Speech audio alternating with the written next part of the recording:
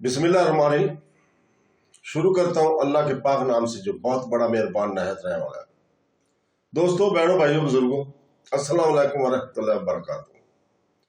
तारीख इस्लाम की 305 नंबर किस्त में हम आपको खुशामदीद कहते हैं और इसमें हम बयान कर रहे हैं कैसरे कस्तंतुनिया की सफात को। तो दोस्तों, बहनों, भाइयों, सन 209 हिजरी में कैसरे कस्तंतुनिया की तरफ से अब्दुर्रहमान सानी, सुल्तान अब्दुर्रहमान सानी की खिदमत में एक सफारत हाजिर हुई। इस सफारत के जरिए कैसर ने उंदलस से मोहब्बत और दोस्ती के तल्लुकात पैदा करने चाहे। दरबार बगदाद ने फ्रांस के बादशाह से तल्लुकात मोहब्बत कायम कर लिए थे।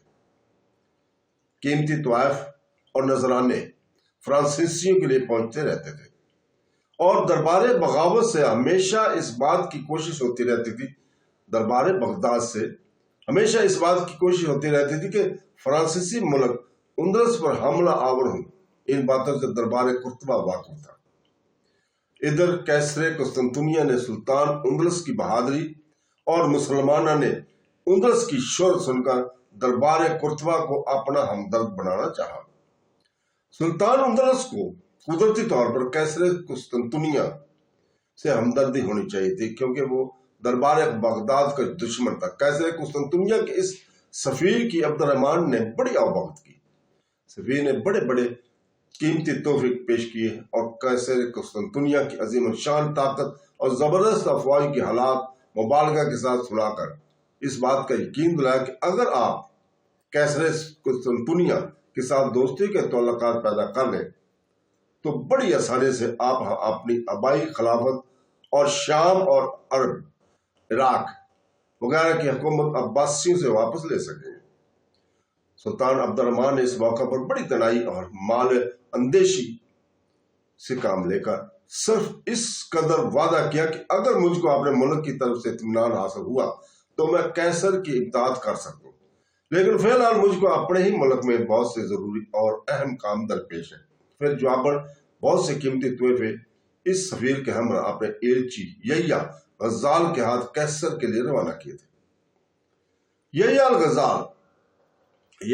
अल गजाल ने कुस्तुनतुनिया में वारद होकर नहायत गौर और तहमक की निगाह से वहां के हालात का मुआयना किया और अपने सुल्तान की दोस्ती का यकीन कैसर को दिलाकर वापस हुआ। सुल्तान अब्दुर्रहमान ने एक मुसलमान फरमारवा के खिलाफ, गो वो अब्दुर्रहमान का दुश्मन अब्बासी खलीफा ही क्यों ना हो, एक ईसाई बादशाह की रुपया या फौज से मदद करने किसी मुनासिब न समझी और जबानी वादा और आयद पर ही टाल दिया। वरना अब्दुर्रहमान कैसर की दरखास्त को पूरा करने की ताकत जरूर रखता था, क्योंकि कैसर ने अब्दुर्रहमान सानी सुल्तान उंदलस से फौज और रुपया मांगा था।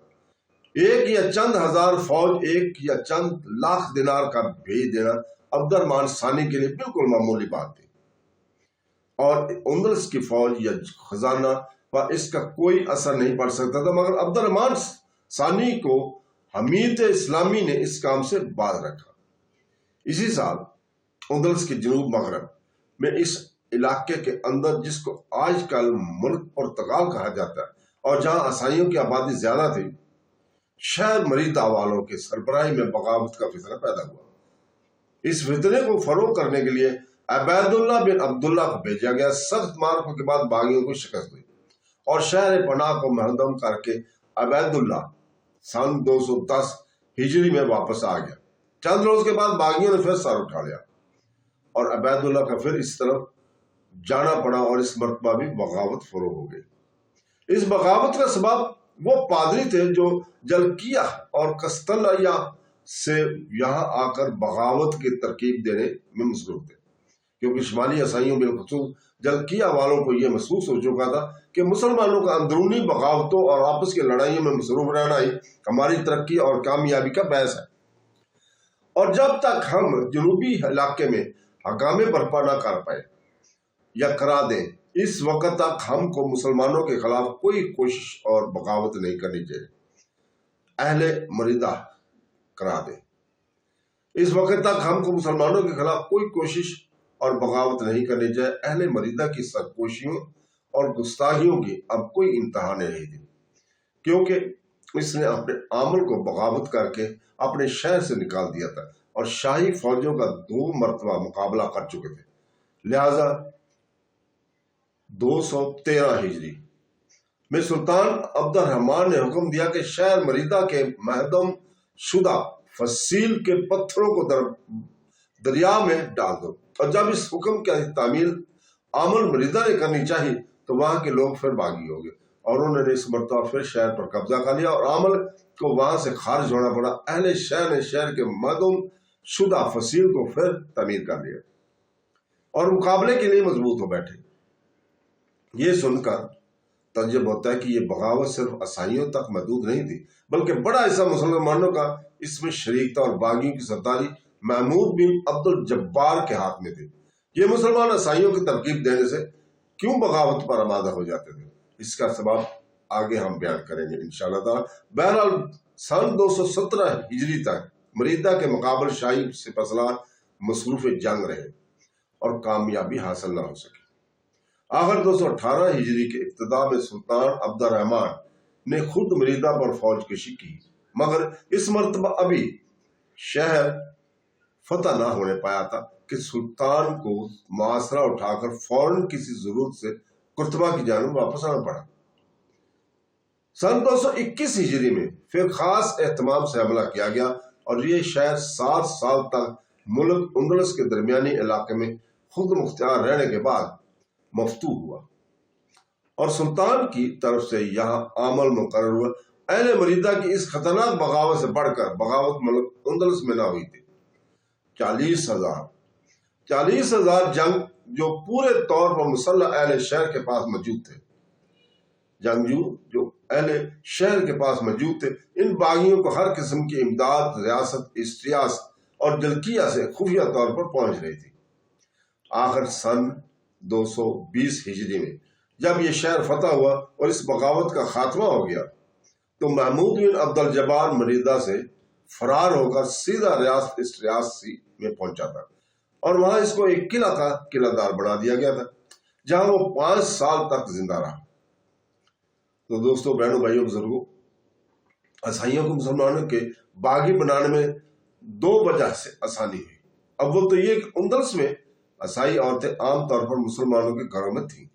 مسلمان مذہبی آزادی کو مد نظر رکھتے ہوئے اپنی ان عیسائی بیویوں کو تبدیل مذہب کے لیے مجبور نہیں کرتے تھے۔ شمالی عیسائی ریاستوں کو چھوڑ کر کہ ان عیسائیوں کو مسلمانوں سے عداوت اور نفرت تھی، باقی تمام اندلس کے عیسائی مسلمانوں کے ساتھ نہایت گہرے اور ہمدردانہ تعلقات رکھتے تھے۔ ان عیسائیوں کے ذریعے شمالی ریاست کے عیسائی مسلمانوں میں ہر ایک خیال کی بآسانی اشاعت کرتے سکتے تھے۔ اس مرتبہ یہ مشہور کیا گیا تھا کہ سلطان عبد الرحمن ثانی نے زکوٰۃ کے علاوہ جو اور کوئی ٹیکس لگایا، یہ ابتدا اس ظلم و ستم کی جو سلطان اپنی رعایا کے تمام اموال پر قبضہ کرنے کے لیے کرنے والا ہے۔ اس معمولی سی بات نے جو صورتحال اختیار کی جس کا ابھی ہم ذکر کر چکے ہیں، تو دوستو، مریدہ کی بغاوت چونکہ جلدی فرو نہ ہو سکی تھی اور مسلمان باغیوں کی پامروی نے لشکر کے لیے مشکلات پیدا کرتی تھی، لہذا ملک کے اندر سرکش لوگوں کی ہمتیں پھر چست اور بلند ہونے والی لگی تھی اور طلع میں جہاں عیسائی آبادی زیادہ تھی، عیسائیوں اور مسلمانوں نے مل کر مسلمانوں نے مل کر ہاشم زراب نامی ایک شخص کی سرداری میں علم بغاوت بلند کر دیا تھا۔ وہاں کے عمل کو خارج کر دیا اور خود تدلیہ میں ہر قسم کی مضبوطی کر لی تھی۔ عیسائی ریاست گاتھک مارچ اور ارد گرد کے لوگوں نے ہر قسم کی امداد ہاشم زراب کو پہنچانی شروع کر دی۔ واقعہ پسند اور بد چلن لوگ جوک در جوک آ کر تلہ میں داخل اور باغی فوج میں شامل ہونے لگے۔ تلہ پہلے ہی نہایت مضبوط اور ناقابل فتح شہر تھا، اب ہاشم نے سامان مدافعت اور افواج کی فراہمی سے اس کو خوب ہی مضبوط بنا لیا تھا۔ یہ دیکھ کر سرحدی عامل محمد بن وسیم بھی ہاشم کا شریک ہو گیا۔ ادھر سلطان عبد الرحمن ثانی نے اپنے بیٹے امیہ کو ایک زبردست فوج دے کر تتلا کی جانب روانہ کیا۔ امیہ نے ہر چند कोशिश की मगर कोई नतीजा न निकला। आखिर उमैया अपनी फौज लेकर वापस हुआ और हाशिम ने ततला से निकलकर शाही फौज का तआक़ुब किया। शाही फौज एक जगह कमीनगाह में छुप कर बैठ गई। जब अहले ततला जद में पहुंच गए तो इन पर हमला किया। इस हमला में ततीला वालों का बड़ा नुकसान हुआ, मगर वो भागकर ततीला में वापस चले गए और किला बंद होकर बैठ गए। बार बार इस शहर का मुआसरा को फौजें भेजी गई मगर ये शहर फतह न हुआ। एक मरतबा हाशिम ने ततीला से निकलकर शन्नत बरिया को खूब लूटा और इस पर कब्जा कर लिया। आखिर सुल्तान अब्दुर्रहमान ने अपने भाई वलीद को 222 हिजरी में एक जबरदस्त फौज देकर ततीला का महल पर रवाना किया। वलीद ने ततीला की चारों तरफ फौजें मुतय्यन करके हर तरफ सामान रस्त की आमद को बंद करने में मुबालगा से काम लिया और अपनी कोशिशों को इस्तक़लाल के साथ जारी रखा। नतीजा ये हुआ कि अहले ततीला सख्त मजबूर हुए और वलीद ने 223 हिजरी में ततीला को फतह कर लिया। जब ततीला फतह हो गया, हाशिम ज़राब लड़ाई में मार गया और मोहम्मद बिन वसीम वहां से भागकर शहर में चला गया और वहां इसने अपने गिर्द बागियों के जमीयत फराहम की और चंद रोज के बाद ततीला में अचानक पहुंचकर काबुल का मुतसर हो गया। सन 224 में सुल्तान अब्दुर्रहमान ने खुद 40,000 फौज लेकर ततीला पर चढ़ाई करके इसको फतह किया और बागियों को करार बाग की सजा देकर अमन और अमान कायम किया और यहीं से एक फौज अबैदुल्लाह बिन अब्दुल्लाह को देकर मुकाम अल्बा और कलाह की जानब रवाना किया। अब्दुल्ला ने इस हनवा में पहुंचकर ईसाइयों को जिन्होंने बगावत और सरकशी शुरू कर दी थी मुतअद्दिद शिकस्तें देकर मती और मकानकात बना लिया। अभी ये लश्कर शुमाली हदूद में अपना पूरे तौर पर खत्म भी न कर पाया था कि फ्रांसीसियों की फौजियों ने जो सरहद पर असद से जमा हो रही थी और ममालिक इस्लामी के अंदरूनी बगावतों से फायदा उठाने की ख्वाह थी, सरहद पर हमला किया और हदूद सुल्तानत इस्लामिया में दाखिल होकर शहर सालम को लूट कर बर्बाद किया। अबैदुल्ला ने इस तरफ के आमर इब्ने मूसा को हमरा लेकर असाई फौजों पर हमला किया। इनकी सिपह सलार अल रजीक नामी शाह फ्रांस को शिकस्त देकर भगा दिया। सन 225 हिजरी में सुल्तान अब्दुर्रहमान सानी ने खुद बिलाद जलकिया पर हमला करके वहां के ईसाइयों को सजाएं देकर मुती और मनकाद बनाया। रियासत इस्तियास के हाकम से बाज और खराज वसूल करके इस अतात और फरमाबरदारी का इकरार लिया और इसी रियासत पे अपना फौजी कैंप कायम करके मुल्क फ्रांस पर खुश्की रास्ते भी और समुद्र के रास्ते भी फौजी रवाना की। इन फौजी मुहिमों का नतीजा माल गनीमत और कसीर तादाद कैदियों की शक्ल में ज़ाहिर हुआ और सुल्तान अब्दुर्रहमान सालमन कर्तबा की जानब वापस आ गया। तो दोस्तों, इसके साथ ही हम आज इजाज़त चाहते हैं कल तक के लिए।